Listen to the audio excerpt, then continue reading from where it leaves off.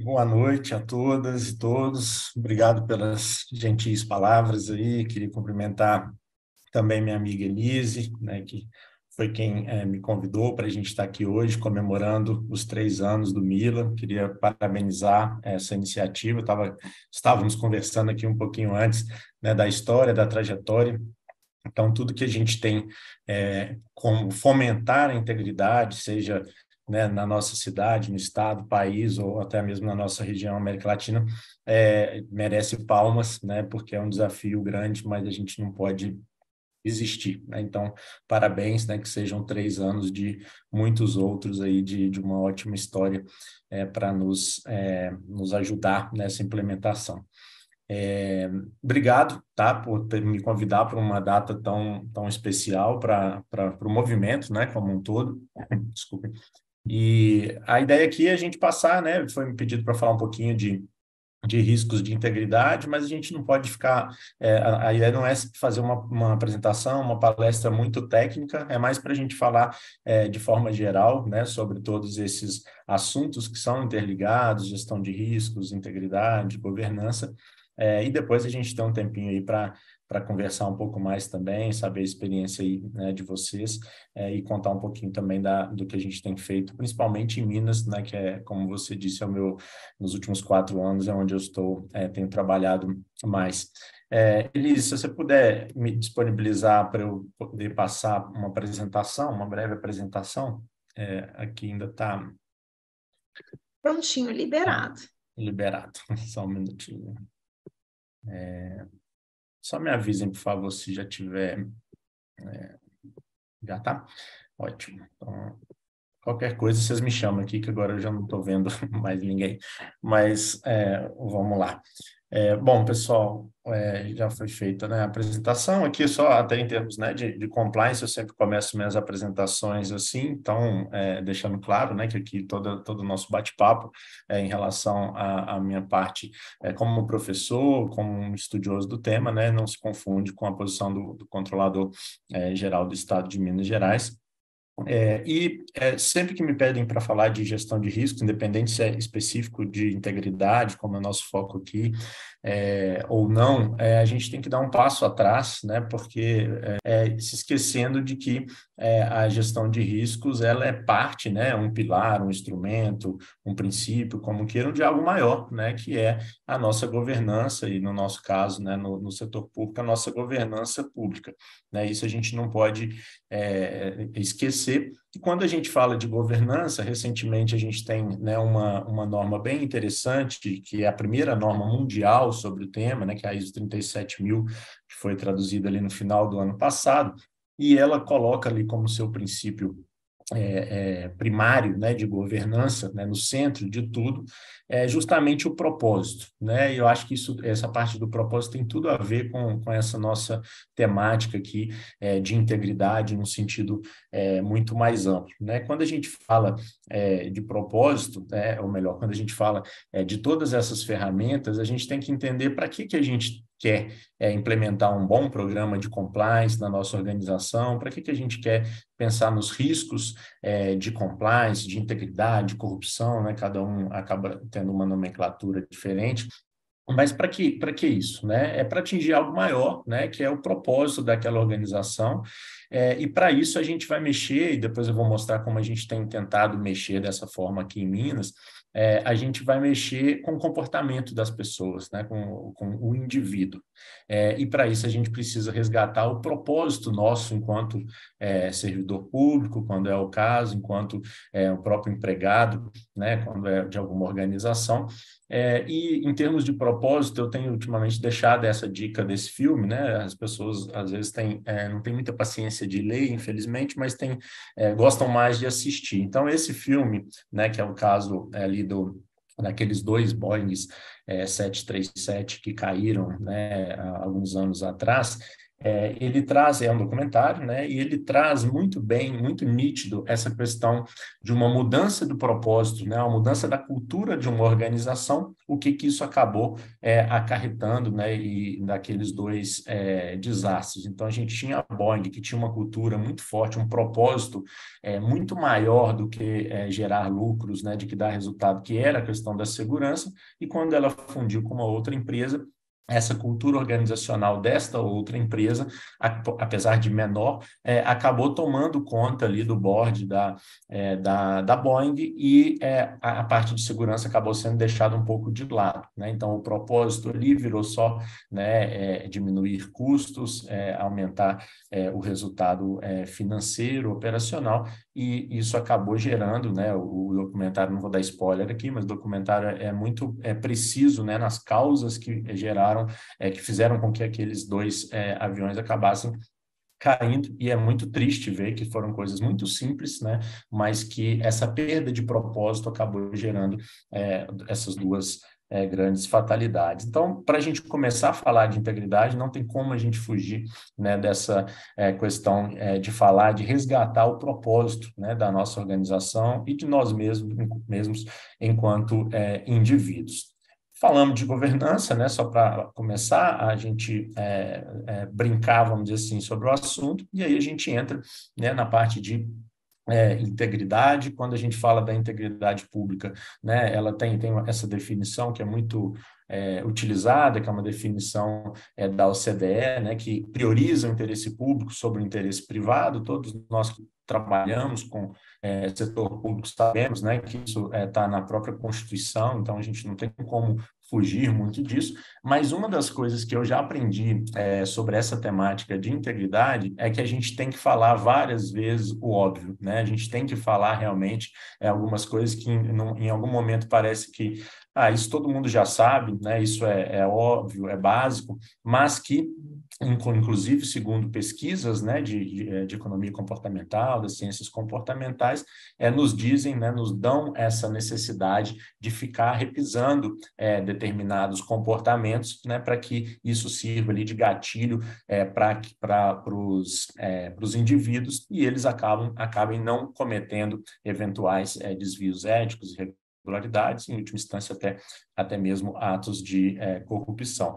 E isso porque, né, também tem um slide que me acompanha já tem um tempo, e boa parte vocês devem conhecer, isso porque a gente tem, né, dividido aí em termos de sociedade, né, algumas pessoas, uma minoria, desculpem, uma minoria, né, que tem um perfil já inadequado, então essas pessoas realmente não precisam de nada do que nós estamos falando aqui hoje, porque elas vão continuar tentando, né, cometer as irregularidades, os ilícitos, agir de uma forma inadequada. Por outro lado, a gente também tem uma minoria que já tem esse perfil adequado, independentemente do contexto, independentemente da cultura organizacional, é o que está representado ali, né, aí nesse caso como a carinha verdinha, mas a gente tem um meio ali, né, algumas pesquisas dizem que é 70%, outros dizem que é 80%, das pessoas que agem conforme as regras, conforme aquilo que é aceito, né, numa organização, como é que é aceito numa sociedade, né? E aí a gente vê isso, né, trazendo um exemplo bem banal, mas que todos vocês já devem conhecer algum caso, né, desse tipo, pessoas que vão para os Estados Unidos, por exemplo, e não jogam lixo na rua, né, e essas mesmas pessoas que jogam lixo aqui no Brasil na rua porque acham que aqui pode e lá não pode, né? Então, é a mesma pessoa, né, se adequando à cultura, às regras ali de uma outra sociedade. Então, isso trouxe esse exemplo mais cotidiano, mas isso vale para as nossas organizações também, né? Vale para as nossas ações dentro dessas nossas organizações. E é por isso, para atingir ali, né, esses 70%, 80%, que a gente precisa, sim, né, de regras de conduta bem definidas, né, de programas de compliance, de integridade bem elaborados, com uma comunicação adequada, para que a gente consiga transformar essas pessoas que são suscetíveis, né, a eventuais desvios, fazer com que elas tendam a agir melhor, né, agir conforme ali as regras, conforme conforme aquilo que é esperado. Então, isso está balizado aí em termos de pesquisas científicas, né? Tem vários autores, como o próprio Dan Ariely, que talvez seja um dos principais aí, que estudam esse tipo de comportamento e nos dão, né, esses resultados em relação a esse ponto. Já trazendo para a nossa temática, né, eu brinco com esse vídeo em várias situações, não sei, me avisa se aparecer aí, começou a rodar o vídeo? Tem um GIF aparecendo, não tem áudio. Não tem áudio não, mas apareceu o Sim, videozinho? uma pessoa correndo. Isso. Vou colocar de novo, porque ele é bem rapidinho. Então, assim, fazer um programa, né, implementar um programa de integridade ou de compliance sem pensar nos riscos, né, é a mesma coisa do que essa pessoa aí, né, que está achando que está seguro, né, está fazendo um esporte radical, ele está achando que está seguro porque tem essa cordinha ali o segurando, caso ele caia, mas, na verdade, ela não está segurando nada, né? Então, a gente precisa, sim, na hora de implementar os nossos programas de compliance, de integridade, de fazer uma boa gestão de riscos de integridade, né?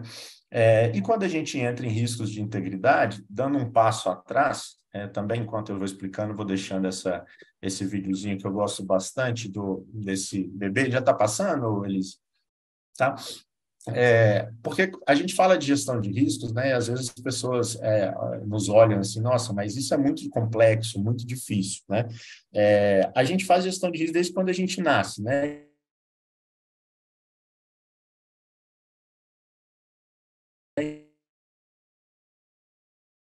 Rodrigo, seu áudio cortou um E pouquinho para nós. Se puder repetir desde o gestão de risco, desde que a gente nasce, está cortando o áudio. bebês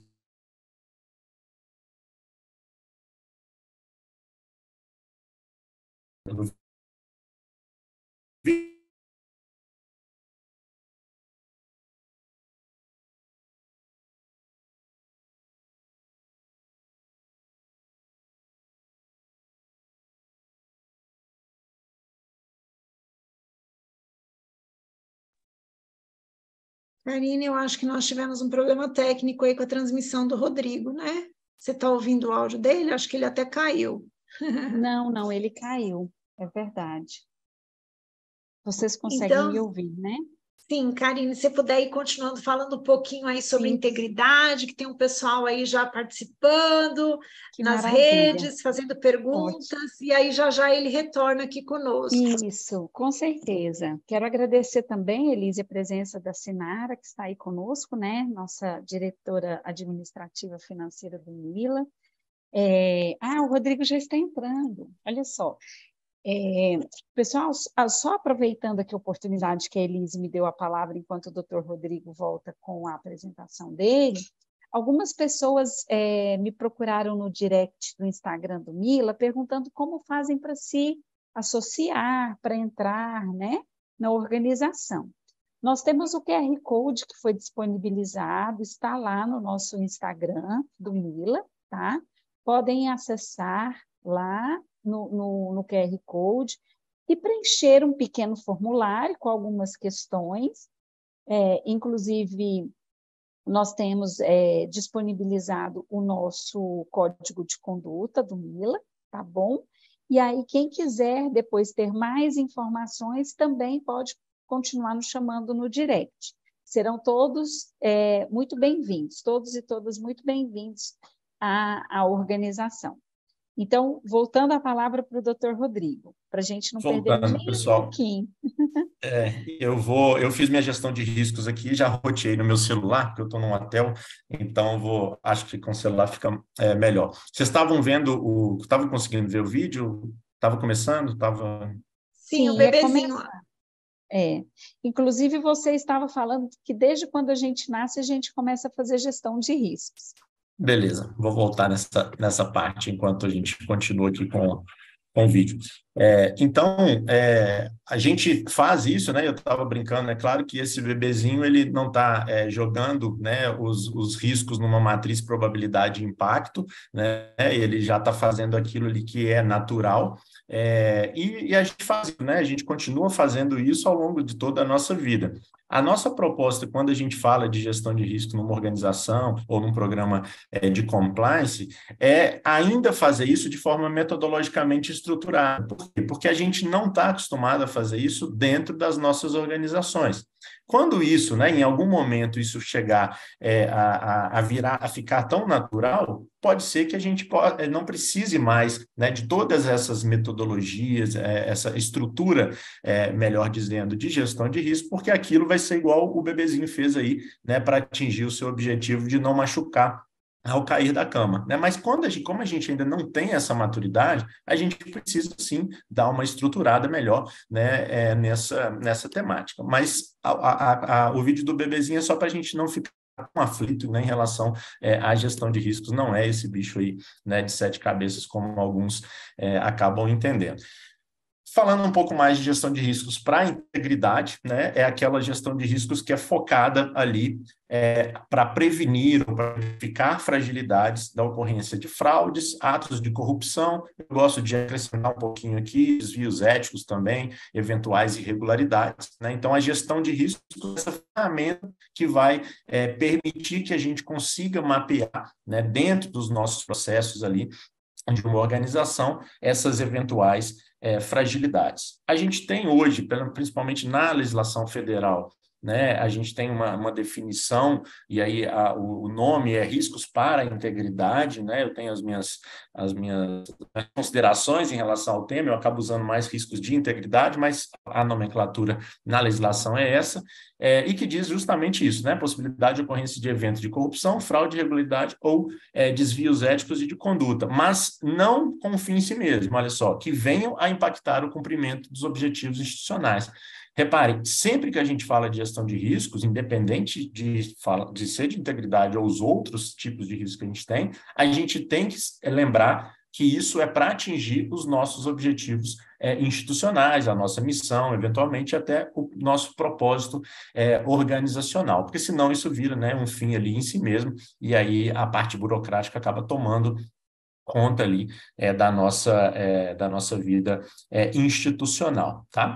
Os principais, né, que a gente tem ali de exemplos de riscos de integridade ou para integridade, principalmente no setor público, né? Ele passa ali desde nepotismo, um abuso de poder ou de posição, recebimento de vantagem devida. Isso é uma preocupação muito grande nas instituições, né? Todos os códigos de conduta, os códigos de ética que são elaborados tem essa preocupação, né, de o que eu posso receber de presente, o que é brinde e hospitalidade. Então, hoje a nossa legislação já vem melhorando, novamente, principalmente a federal, mas em Minas também a gente evoluiu nessa questão e outros estados também. Então, a gente tem que deixar mais claro, né, para aquele gestor e para aquele empresário, né, que está procurando ali o serviço público, o que pode, o que não pode, né? Às vezes é por má fé, às vezes é um ato doloso, sim, mas às vezes não é por mal, né? A gente tem até um exemplo aqui em Minas, né? Alguns de vocês devem ou conhecer ou ser mineiros. Minas, a gente tem uma característica muito grande, principalmente no interior, né, de dar presente, né, para quando as pessoas vão. Então, por exemplo, queijo mineiro, né, cachaça mineira, isso é muito normal, né? E a gente estava tendo um problema, né, até em relação aos próprios secretários, ao próprio governador, que onde eles chegavam, né, a pessoa dava esse mimo, vamos dizer assim, né, coisas de um valor simbólico e tudo, mas não deixa de ser um presente. Então, eu posso aceitar? Não posso, né? E aí a gente começou, né, a deixar isso mais claro, o que pode, o que não pode, o que é melhor evitar, o que você vai pegar, sim, né? Não vai fazer uma falta de educação, mas você vai dar um encaminhamento, você vai doar, né? Então, essa é um ponto bastante importante para os riscos de integridade. E o conflito de interesses, né, que talvez seja o mais conhecido desses todos, né, sempre a gente tem que estar analisando, né, essa posição, se eu não estou me colocando em uma posição que possa gerar conflito de interesse, seja enquanto eu estou na minha atividade, né, seja quando eu sair, né, e aí a gente tem a questão das quarentenas, por exemplo, né, toda vez que troca governo, esse assunto vem muito, né, à baila, porque as pessoas saem e muitas delas vão para o mercado, e aí tem que, né, dependendo do cargo que elas tinham, elas têm que esperar de 4 a 6 meses, dependendo da legislação. Então, é essa nossa preocupação, né, de, ao mapear ali os riscos de integridade, pensar, olha, essa atuação é uma atuação que pode gerar, né, esse conflito, e aí eu trago um exemplo para vocês, né, em termos de uma definição, aí é uma parte talvez a única parte mais técnica, assim, mas só para vocês terem uma ideia, né, para aqueles que estão lidando com o tema, né, nesse primeiro momento, uma possível identificação de riscos ali de integridade, né, usando uma sintaxe bastante conhecida no nosso meio, né, e que traz o seguinte, ó, devido a um contato direto dos empregados da área de compras com fornecedores, poderá acontecer esse oferecimento ou solicitação de pagamento indevido, que pode gerar, né, uma corrupção dos empregados e pode, em última instância, impactar até mesmo a economicidade, a eficiência ali nas compras da organização. Sempre é interessante lembrar, e isso a gente, na prática, a gente tem esse entendimento, às vezes, equivocado, que a própria definição aqui está falando o seguinte, ó, pode acontecer um oferecimento ou solicitação de pagamento indevido. Eu não estou dizendo que se o empregado responsável por compras de uma organização ou a própria área de licitação, se for um setor público, ele ter contato com o fornecedor, não estou dizendo que ele vai se corromper, muito pelo contrário. Eu estou dizendo que isso pode gerar essa situação, né, este evento de risco de pagamento indevido ou solicitação indevida. Por que a gente precisa deixar isso claro? Porque senão as áreas elas começam a entender, não, na minha área não tem esse risco de integridade, porque aqui somos todos pessoas honestas. Tem o risco de integridade, pode ser que a probabilidade seja baixa, né, e eventualmente até o impacto, mas a gente tem que mapear, né, a situação, o cargo, né, a atividade relacionada àquele processo, né, e não pensarmos só naquelas pessoas. Aí facilita um pouco quando a gente pensa dessa forma, né? E tudo isso está baseado, e para eu entrar no caso de Minas, eu preciso né, de relembrar ali o nosso triângulo da fraude, né, que é uma teoria bastante conhecida nessa área, com todas as evoluções aí de diamante da fraude, pentágono da fraude, mas focando mais no triângulo, que é já tem 70 anos dessa teoria, uma que a gente usa bastante, essa teoria diz que para o cometimento, né, de uma fraude, a gente pode expandir isso um pouco para desvios éticos também, né? Pelo menos um desses fatores, e geralmente até os três, eles vão estar presentes, né? A gente vai ter a oportunidade desse cometimento, para esse cometimento, ou seja, uma fragilidade institucional para que ocorra, né, aquela fraude, então são controles que não estão muito bem implementados pela organização, né? Falhas ali nesses controles físicos, que a pessoa que quer perpetrar aquela fraude ou cometer aquele ilícito, ela sente essa oportunidade, né? Como é que a gente ataca, geralmente, esse fator, né? Com o que a gente chama de hard controls, né? Com controles mais físicos, mais tangíveis, para melhorar o controle interno daquela organização. O problema é que quando a gente passa para os outros dois, né, a pressão, motivação e a racionalização, isso não é tão simples assim. Não é eu aumentar as câmeras na minha organização, né, colocar segurança armada na minha organização, eu não vou mexer com essa parte de racionalização, ou seja, da justificativa que aquele servidor, que aquele empregado dá para cometer eventual ilícito, e nem não vou mexer também com a pressão ou com a motivação, né, porque isso também é do indivíduo ali, né, que está passando por uma pressão para atender cumprir metas, ou uma pressão financeira em casa, alguma coisa nesse sentido. Para a gente mexer com esses outros dois fatores, é que entra a integridade, é que entra os valores, né, o resgate dos princípios de cada indivíduo. E é por isso que a resposta que eu dou a esses dois fatores de risco, ela tem que ser diferente do que eu dou em relação a oportunidade. E essa é a base, né, para tudo que a gente tem feito em Minas, e que é o caso que eu vou trazer aqui para vocês, para depois a gente trocar uma ideia sobre esse tema. Em Minas, a gente tem, desde o ano passado, em maio do ano passado, a Política Mineira de Promoção da Integridade, mas a gente tinha, desde 2017, o Plano Mineiro de Promoção da Integridade, né? Ano passado, a gente elevou este plano a uma política. Então, hoje, ela é uma política de Estado, né? Que é a base para todas as ações que a gente tem feito, né? Foi, inclusive, o primeiro Estado a ter isso de forma regulamentada em termos de política. A gente tem dentro da PMPI, a gente tem um projeto no governo que chama Valores e Práticas do Governo de Minas, e foi um ponto bem interessante, porque isso foi construído a milhares, realmente milhares de mãos, né? Isso começou na alta administração, então a gente tinha reuniões com os secretários e o governador para a gente pensar, né, numa base do nosso jeito de ser e fazer, e isso depois foi sendo expandido, né, para os níveis táticos, tático operacional de todo o governo, né, até atingir todos os nossos 317 mil servidores. E aí a gente definiu 5 coisas que nós fazemos e 5 coisas que nós não fazemos, né? Para deixar muito claro, né? É mais do que um código de ética, um código de conduta. Qualquer um que entra no Estado de Minas Gerais tem que saber o que o Estado espera dele, né? O que o governo de Minas espera dele, e o que o governo não gostaria que ele fizesse, né? Então, dando um exemplo aqui nós fazemos, nós combatemos a corrupção e trabalhamos com a integridade, né? Então, esse foi um ponto que a gente conseguiu colocar ali, né, dentre os 5 mais importantes que ficaram, deixar a nossa sementinha ali da integridade. Se a gente vai ali para nós não fazemos, né?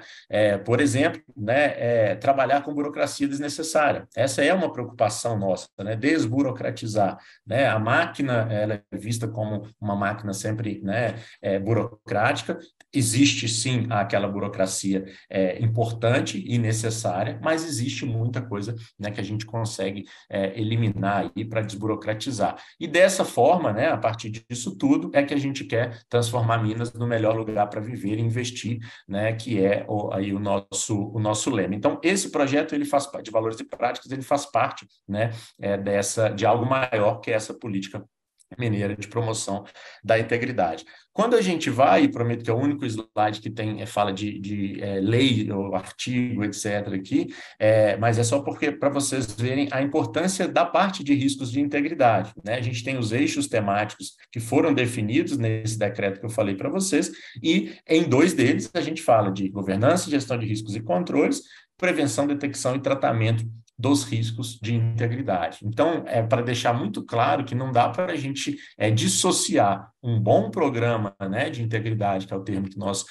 utilizamos em Minas, de uma gestão de riscos bem feita relacionada ali ao tema. Aí tem os outros eixos, né, que não são novidade para vocês, alguns a gente até falou, né, de conflito de interesse, a parte de transparência, e alçamos também a eixo a promoção da cultura da integridade, né, para aqueles que, principalmente aqui, né, tô falando para alguns advogadas, né, Karine, aqueles que lidam bastante com a LAC, né, com a Lei Anticorrupção, sabem que nesse novo decreto, né, que foi alterado no meio do ano passado, a promoção da cultura de integridade ganhou uma importância muito grande, né, na hora lá da regulamentação da LAC, por meio desse decreto, artigo 61, se não me engano, 62. Então, isso a gente também alçou ali para como eixo temático importante. Já essa campanha, né, com certeza, quem já viu alguma palestra minha já viu essa campanha, porque é uma campanha mais antiga nossa.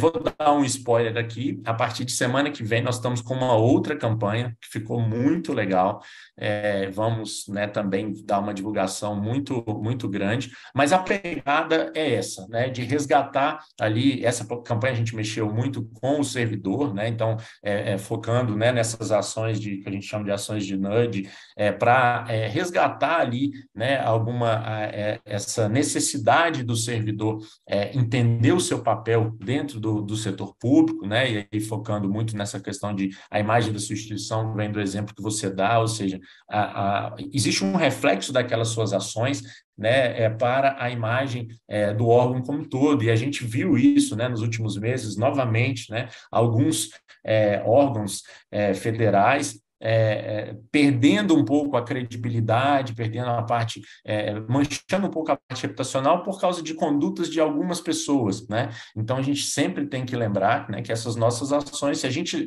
não gosta, né, quando chega num grupo de amigos e a pessoa fala mal do serviço público ou mal do seu órgão, né, será que eu estou fazendo, né, estou dando um exemplo, né? Será que essa forma, essa percepção da sociedade em relação ao meu órgão, eu não estou atrapalhando também, né? Não tô, minha conduta não está contribuindo para que a imagem da instituição não fique do jeito que eu gostaria, né? Então, essa campanha mexeu muito com isso, né? Deixando claro que não era uma campanha em si, mas era uma construção. A gente sabe que a cultura a gente muda de uma hora para outra. Esses são alguns números, né? Os mais atualizados ali possível do mês passado, né? De programas de integridade dentro do governo. Então, hoje nós já temos 33 publicados, né? Lembrando que até ano passado isso não era, aqui em Minas, ao contrário de alguns estados, isso não era obrigatório. Então, isso era um convencimento que nós fazíamos, nós principalmente da CGE, né? De, olha, por que é bom você ter o seu programa de integridade? Então, a gente... e nós 4 programas só publicados, né? Hoje nós já temos 33 aí, mais 12 evoluindo bastante. Então, a gente um número que a gente sempre acompanha, né? Embora a nossa preocupação agora com os 33 que já tem a efetividade desse plano, né? Então, a gente também tem essa preocupação de não ser só um documento bonitinho, né? Para tirar foto e colocar no site.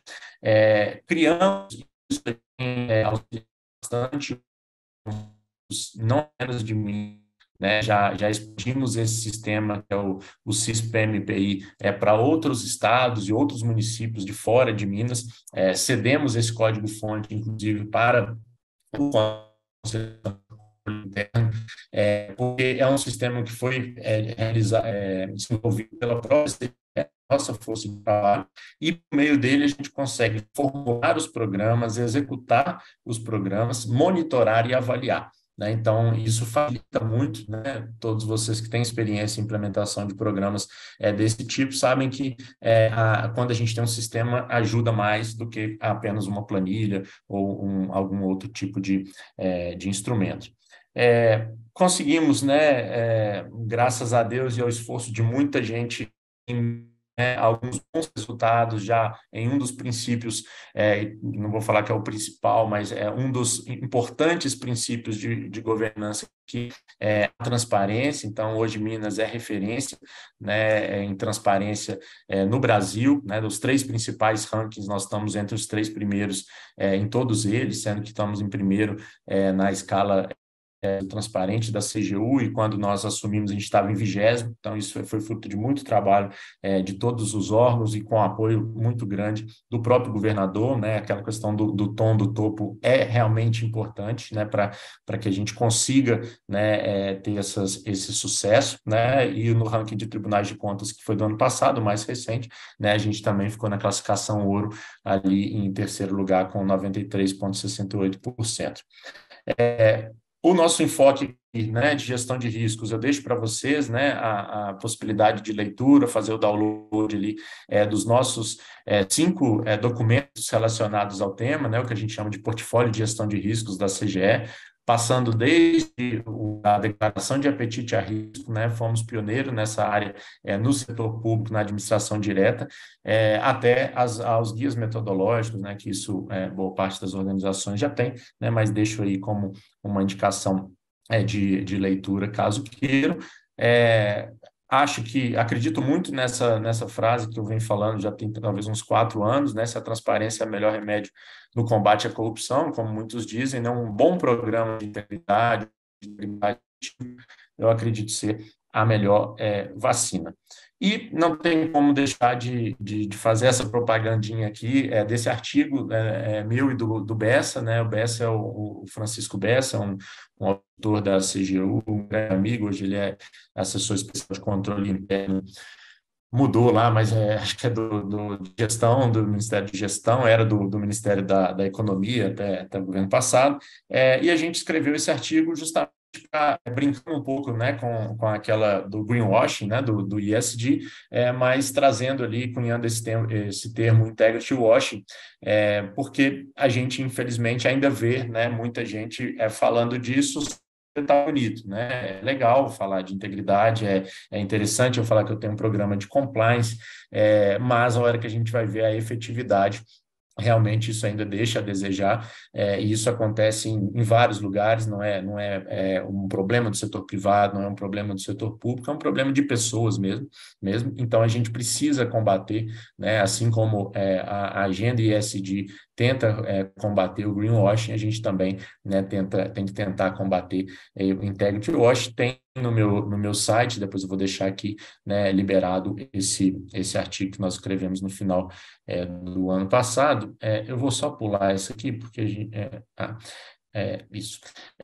Já estamos indo para o final por causa do tempo, mas a ideia aqui, de forma bem geral, pessoal, e, né, convido aqueles que gostarem do tema a conhecer o meu site. Lá tem muito artigo, palestra, apresentação, e a gente consegue trocar uma ideia lá também, né, bater um papo sobre esses temas, mas aqui era mais a gente, né, passar de uma forma geral sobre essa temática, né, agradecer novamente, Elise, Karine, né, pelo convite, de estar aqui num momento tão importante do Mila, né, parabenizar novamente, que não sei nem se eu estava falando antes ou depois de entrar ao vivo, mas a gente estava falando, né,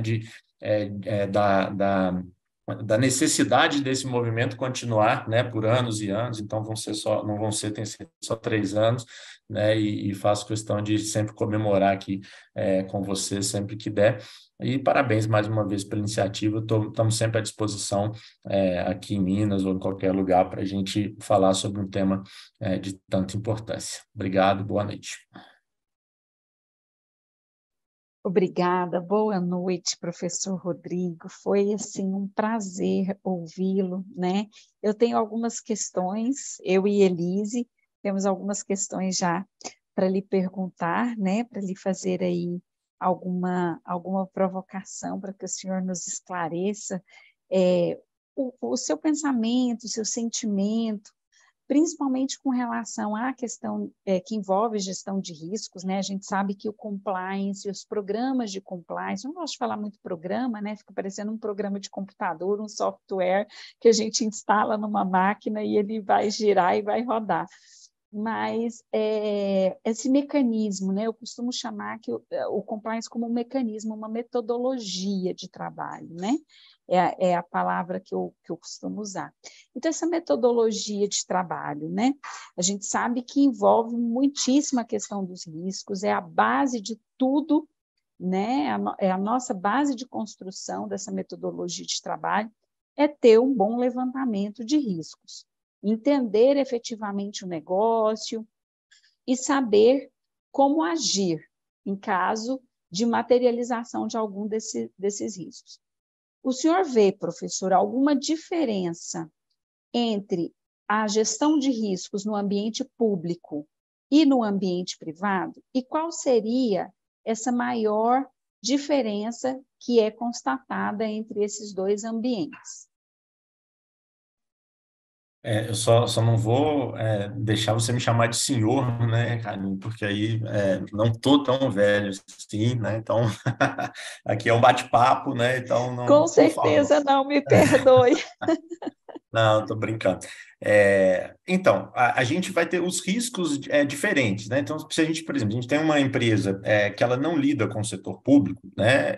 Alguns riscos que a gente, inclusive, que eu citei ali, ela não vai ter, né? Ela não tem esse conflito de interesse com o público, ela pode ter outros riscos de integridade, ou de compliance, ou de corrupção. Então, assim, a forma como fazer, eu não vejo muita diferença, até mesmo porque tudo que a gente tem feito no setor público, a base é a mesma do setor privado, que é a ISO 31000, que é o COSO 2017, ou antigamente o COSO 2 lá de 2004. Esses documentos, tirando o Orange Book, que ele já foi construído pelo governo britânico para o setor público, tirando esse, mas os dois que são mais até referência, inclusive, foram mais focados no setor privado. nós buscamos ali e fizemos as adaptações, né? Então, desde quando o TCU e a CGU vieram cobrando do gestor lá nos anos 2000 ali, essa necessidade de você olhar o COSO, depois, né, de 2009, olhar a ISO e tudo, a gente foi beber no mesmo lugar onde o setor privado estava bebendo. Então, em termos de metodologicamente estruturado, é igual. Aí é lógico que os riscos em si, né, a identificação dos eventos de risco, aí vai depender de cada organização, de cada propósito, de cada missão, né? A forma de fazer, e assim, já fiz muito curso, né, e a gente está sempre aprendendo, e já dei muito curso, tanto para o setor privado como para o setor público, e a gente vê que a lógica é a mesma, né? A lógica é você diminuir a chance de acontecer aquele evento de risco, quando eu estou atacando a probabilidade, né? Ou se acontecer, né, as ações contingenciais ali, mitigadoras, para minimizar o meu impacto. Essa lógica ela não muda, independente se é setor privado, setor público, se é risco de integridade, se é risco operacional, reputacional, estratégico. Então, isso não... Perfeito. Inclusive os riscos estratégicos, né, são diferentes também, porque a estratégia do setor público é uma, a estratégia da empresa privada é outra. Então, realmente eu acredito nisso também. Fica mais, a diferenciação fica mais por conta dos riscos mesmo que são levantados, né, em cada atividade. Excelente. Eu vou deixar a Elise fazer 2 perguntas, mas antes disso, eu quero que você, já que estamos praticamente na mesma idade, somos contemporâneos, eu quero que você, querido Dr. Rodrigo Fontinelli, nos fale um pouco sobre o seu livro, essa obra super interessante que está aí à nossa disposição. Nos comente também como fazemos para adquiri-la, né? E aí depois eu deixo a palavra com a Elise para ela fazer umas perguntinhas aí. E o pessoal, nosso público que está nos assistindo também, fica à vontade. Obrigado, Karine. Então, o livro eu lancei em 2017, né? Foi o primeiro livro focado em gestão de riscos no setor público. Ele está na segunda edição e ele está esgotado, mas eu já eu não consegui revisar para a terceira edição, mas a gente vai fazer uma segunda reimpressão. E me prometeram que no começo de maio já vai estar disponível tanto na Amazon, né, que geralmente sai primeiro, e na própria editora Fórum, que é a editora do livro, tá? Então, a gente deve ter, para a terceira edição mesmo, devo trabalhar ao longo deste ano, para lançar no começo do ano que vem, embora, né, não tenha tantas novidades assim, a gente acaba atualizando alguma coisa, alguma forma de explicar melhor, né, os assuntos, mas é um livro que teve uma aceitação, né, graças a Deus, bem, né, me ajuda de bastante, né, então o pessoal tem gostado e a gente fica feliz com o resultado, né, quando as pessoas falam, pô, a partir do seu livro eu consegui implementar aqui na minha organização, a gente teve um caso de sucesso aqui, então já cumpre ali, né, essa missão aí do livro, mas obrigado por esse espaço aqui também. Nós que agradecemos, Rodrigo. Queria agora fazer aqui os agradecimentos a algumas pessoas que estão presentes, Sandra Vespasiano, Cláudia, o Daniel Espinola, e o Rony, né, e o Luciano, a Mônica Cova. O Luciano, inclusive, fez algumas perguntas aqui. Ele chama de professor. Aí ele colocou assim: professor, como o senhor observa hoje a gestão de riscos, né, que foi o que a Karine perguntou em relação ao comparativo aí do público e do privado, né? Aí na sequência, e aí eu vou dar continuidade a essas perguntas, então ele pergunta assim: que país ou países, né, o senhor poderia destacar como modelo de boas práticas de gestão de riscos? Vou fazer essa pergunta e depois eu faço a outra que ele fez também.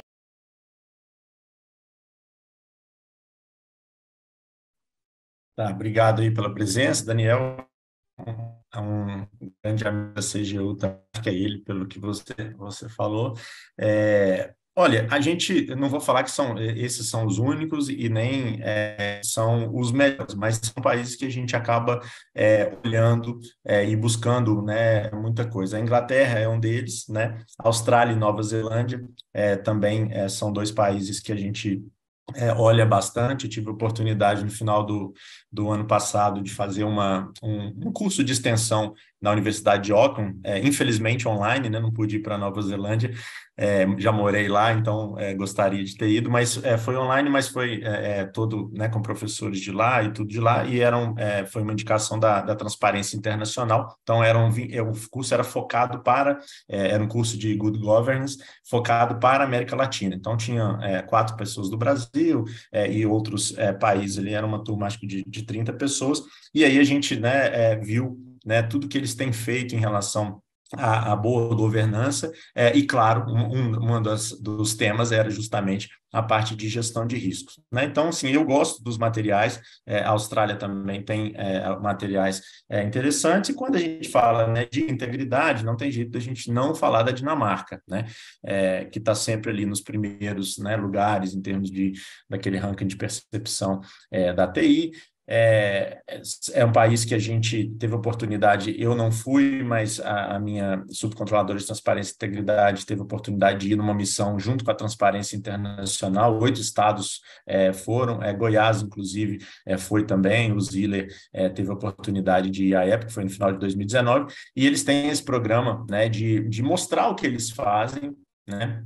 E o que poderia sim ser aplicado ou aplicável para um país como o nosso, né? A gente tem, toda vez que a gente fala de Dinamarca, né, sempre tem as pessoas mais talvez pessimistas, né? Mas é uma outra cultura, é uma outra sociedade, sim, mas a gente vai mirar em quem está bem ou quem está mal, né? Então a gente precisa.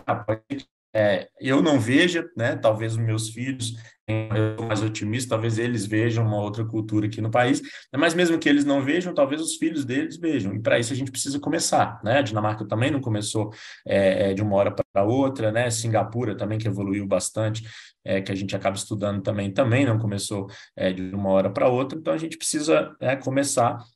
E aí eu acho que seriam, né, talvez 3, 4 países aí que a gente tem uma boa documentação e bons exemplos aí, tanto de gestão de riscos como de integridade. Rodrigo, muito obrigada pela resposta. Realmente é um exemplo de cultura interessante. Recebi aqui no privado, tá? Uma pessoa escreveu em espanhol, vou traduzindo, viu, Karine? Eu sei que a gente está aqui no português, né?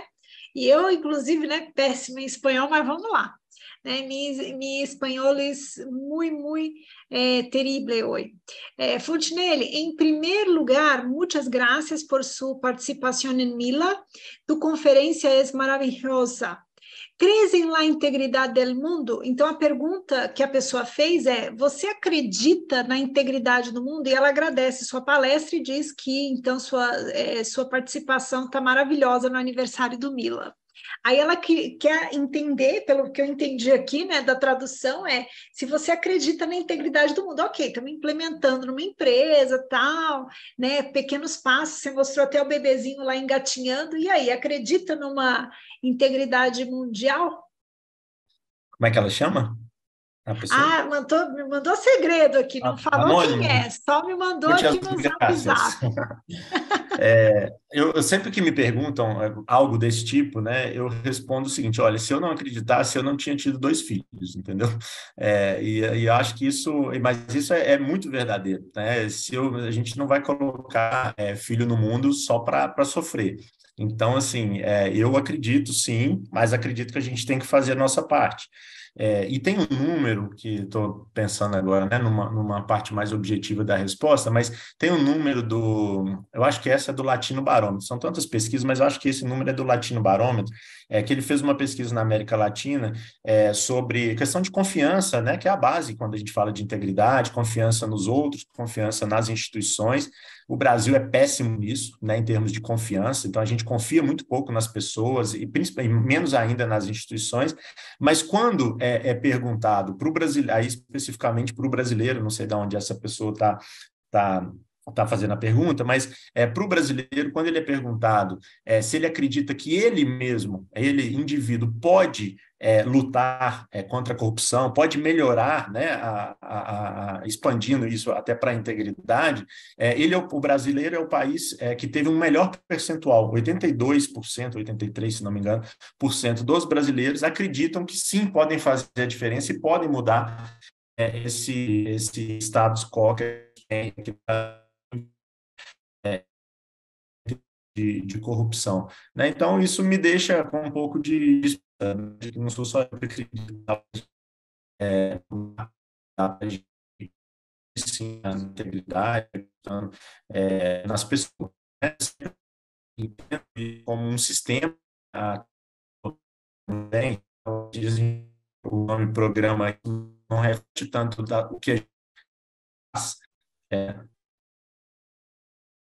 Vocês estão me ouvindo, pessoal? Acho que todo mundo Cortou um travou. pouquinho, o Rodrigo deu uma picotada, a gente ouviu os Eu vi que estava picotes. todo mundo congelado aqui. Vou voltar. Então, assim, isso reflete, né, um pouco essa questão do brasileiro acreditar, né? Isso nos dá um pouco mais, né, de otimismo em relação ao que a gente pode fazer. Então, assim, acredito que a gente tenha que começar realmente, né? Não pode desistir desse tema. E aí eu estava finalizando a questão do que a gente chama de sistema de... Eu gosto muito do termo sistema de integridade, né? A Karine falou que o programa, às vezes, realmente não reflete tudo que a gente faz, né? Então, eu gosto desse termo sistema de integridade, e a gente tem que lembrar que um bom sistema de integridade ele tem ações preventivas, detectivas e correcionais, né? Até mesmo punitivas, né? Então, isso tudo tem que trabalhar harmonicamente, né? Para que a gente incentive aqueles que a gente precisa incentivar e também puna aqueles que a gente precisa punir, né? Porque de 10% a 15%, como eu falei ali na minha apresentação, e esses números são de pesquisas científicas, de 10% a 15%, eles vão tentar cometer o ilícito, o desvio ético, a irregularidade, né? Então, para essas pessoas, até mesmo para a gente mostrar a nossa atuação, essas pessoas, sim, elas têm corrigidas, para que a gente consiga trabalhar os outros 85% de uma melhor forma, né? Uhum. Nossa, muito obrigada, Rodrigo. Tem mais uma pergunta? Antes da pergunta, eu queria agradecer a presença da doutora Loise, que é o atual presidente da ANACO, né, da Associação Nacional de Compliance. E também tem aqui a presença do Túlio Veiga, que perguntou o seguinte: ele pergunta, boa noite a todos. Doutor Rodrigo, qual seria a estratégia adequada para que um agente possa propagar o compliance, ou a integridade no caso, né, em uma organização sem que seja visto como algo enfadonho para os leigos?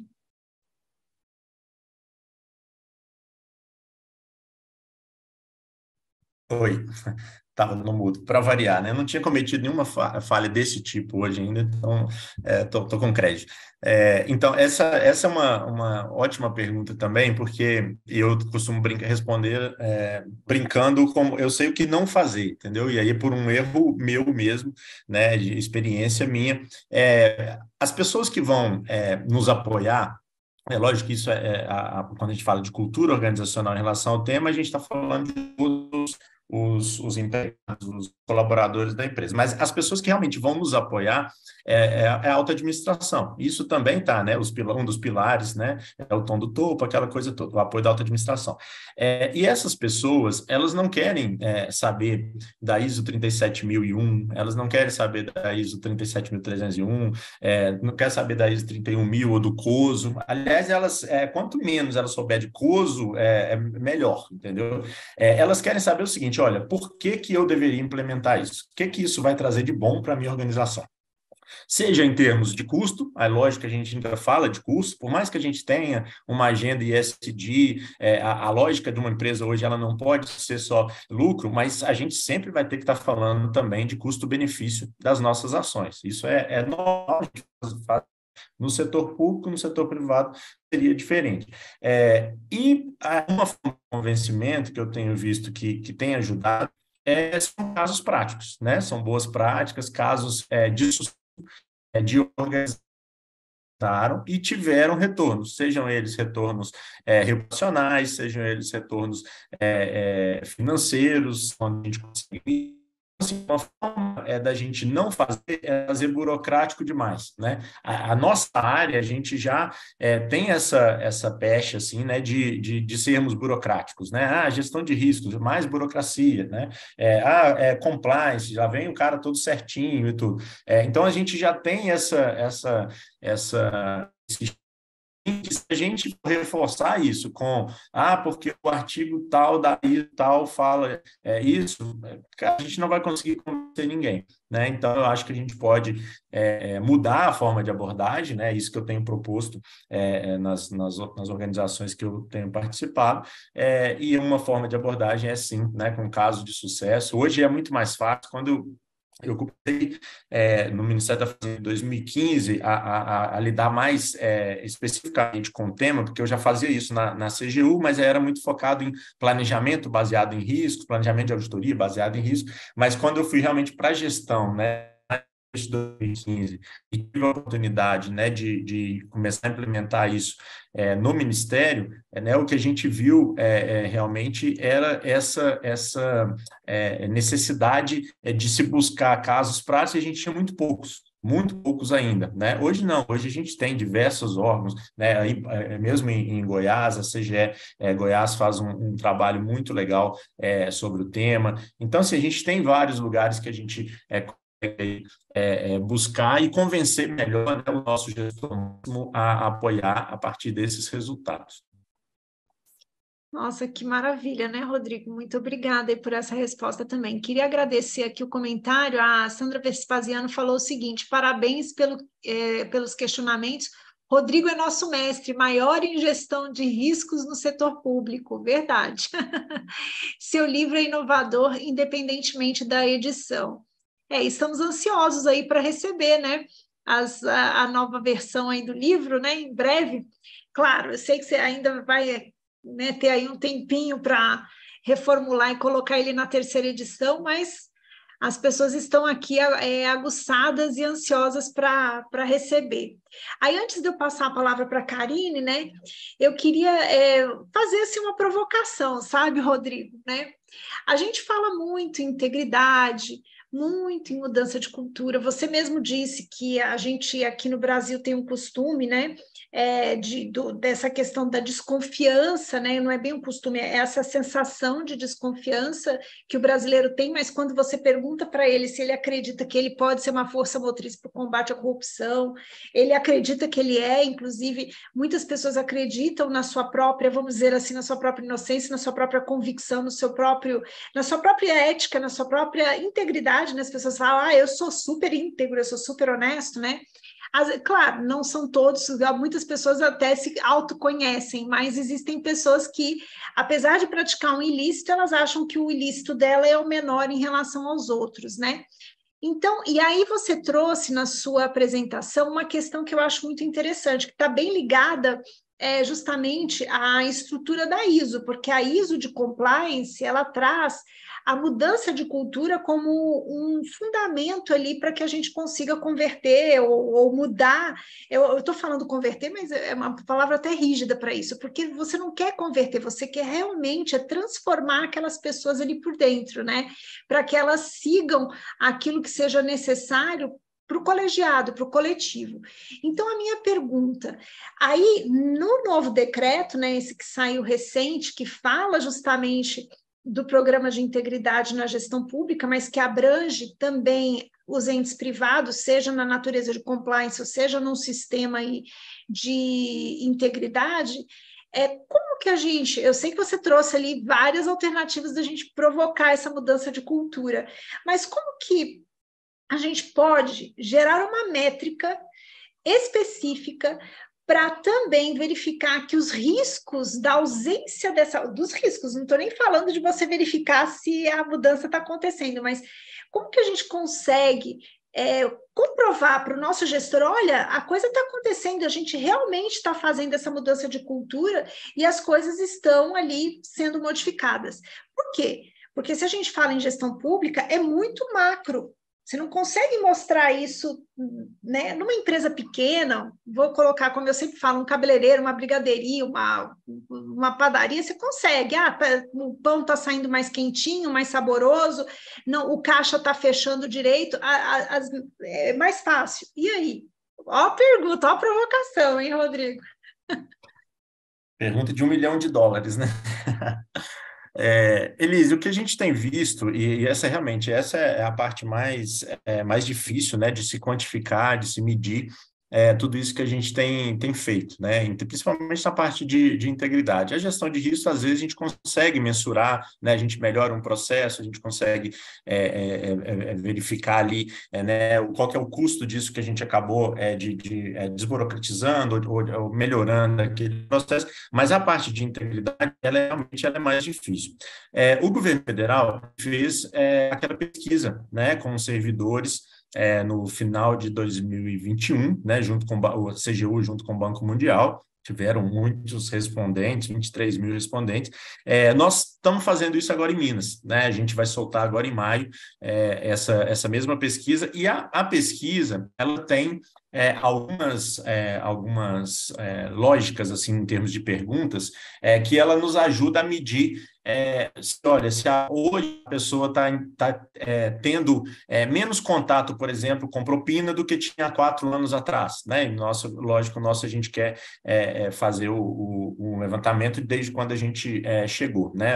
Esse último governo assumiu lá, o governador Romeu Zema. Então, a gente tem algumas perguntas que a gente consegue medir. Olha, antes eu tinha mais pressão do meu chefe para fazer uma irregularidade. Só um minutinho, pessoal, só pôr aqui o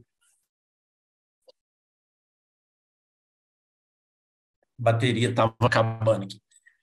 Então eu tinha antes eu tinha mais pressão, né, do chefe para fazer alguma coisa ou ilícita ou pelo menos que talvez não seja tão ética, e de um tempo para cá eu já não vejo mais isso tudo. Então é uma forma, não deixa de ser uma forma de o Marcelo Zenkner, quando ele estava na Petrobras, ele também fez um questionário de medição interessante, né? Lá a gente tem utilizado para... lógico que a Petrobras é uma coisa, o governo, a administração direta é outra, então tem que fazer um deparo ali, mas é um insumo que a gente tem utilizado também para a gente tentar medir isso de forma mais efetiva, tá? Mas, assim, hoje eu não consigo te dar uma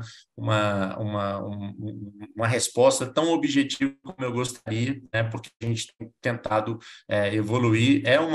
Em qualquer fórum aí, né? Estou vendo várias pessoas conhecidas nos acompanhando aí, a Sandra, que é uma querida, um beijo para ela, mas essa pergunta sempre tem, né? E assim, já vi diversos palestrantes e tudo, é o nosso desafio hoje, né? Medir a efetividade de um sistema de integridade, seja para mostrar que a gente está no caminho certo, seja para a gente convencer as pessoas a continuarem nos dando aí, né, esse respaldo, né, nessa agenda. Verdade. Nossa, queria tanto essa resposta, viu? Quem sabe, né, em breve, mas já caminhamos muito, né? A gente já tem aí uma forma, né, de tirar aí algumas respostas a todos esses trabalhos que a gente tem feito, né, Karine? Obrigada, Elise. Obrigada, Rodrigo. Realmente as perguntas foram ótimas. E só fazendo aqui, né, um comentário com relação ao que foi dito, eu costumo dizer para os meus alunos que a gente não pode e nem deve esperar pelo outro, que a cultura de integridade, que a cultura de ética, que esse espaço que nós estamos criando por meio de instituições como o MILA, por meio de comissões de compliance que nós temos em vários órgãos públicos, privados, a própria OAB, que tem incentivado também, né, que tenhamos aí as comissões de compliance. Nós não podemos esperar pelo outro para que a gente mude a nossa forma de pensar, o nosso mindset, a nossa forma de proceder. Cada um de nós deve fazer a nossa parte. E eu sempre, quando eu leciono os meus alunos me perguntam, professora, mas isso não parece muito ilusório, isso não te parece muito futurístico, né? Algo muito para o futuro? Mas uma outra coisa que eu sempre comento com eles, né, que a gente não pode esperar pela ação do outro, nós temos que fazer a nossa parte. E uma outra coisa que eu sempre comento é que se ninguém plantar a tamareira, ninguém vai comer do fruto da tamareira, que demora tanto tempo para nascer. Então, se não fizermos o nosso plantio, não teremos a colheita. Nós precisamos realmente plantar, regar, cuidar, porque, como disse o Rodrigo, né, quem sabe os nossos filhos vão conseguir colher, os nossos netos vão conseguir colher os frutos desse nosso plantio. Né? Então, é muito mais do que você pensar, mas nós não estamos vislumbrando nada hoje, neste momento. Sim, estamos vislumbrando, como a Elise disse, já mudamos tanto. Existem, né, metodologias aí que estão medindo isso, estão mostrando que há uma mudança nas organizações, há uma mudança nas empresas que antigamente a gente sabia que estavam aí muito expostas às questões de corrupção e que eram incitadas, inclusive, até a estar colaborando aí com o suborno, com a propina e tudo mais. Hoje a gente percebe que os próprios diretores, a própria alta direção dessas organizações falam, não vamos fazer isso, não vamos nos submeter, vamos mudar a nossa forma de agir, a nossa forma de fazer negócio. Nós que estamos dentro de empresas que prestamos consultoria, nós percebemos isso todos os dias. É fácil mudar a forma de pensar? É fácil mudar a cultura de uma sociedade? Não é. Mas nós precisamos iniciar essa caminhada. E eu fico muito feliz, porque eu vejo que nós estamos em um movimento muito profícuo. E o Mila tem colaborado dentro da América Latina para essa mudança de mindset e ter pessoas, como já tivemos aqui, que passaram por nós, né, por esses momentos de tanto aprendizado, como o Rodrigo, que traz uma realidade do ambiente público, todo esse enforcement que tem sido feito pelo poder público para que haja efetivamente aí um movimento de integridade, de ética, de mudança de cultura dentro do nosso país, é algo realmente extraordinário que me dá muita vontade de continuar trabalhando por isso, por mais 8 anos, por mais 10 anos, por mais 20 anos. E eu agradeço muito, Rodrigo, por todas as suas contribuições, por sua fala,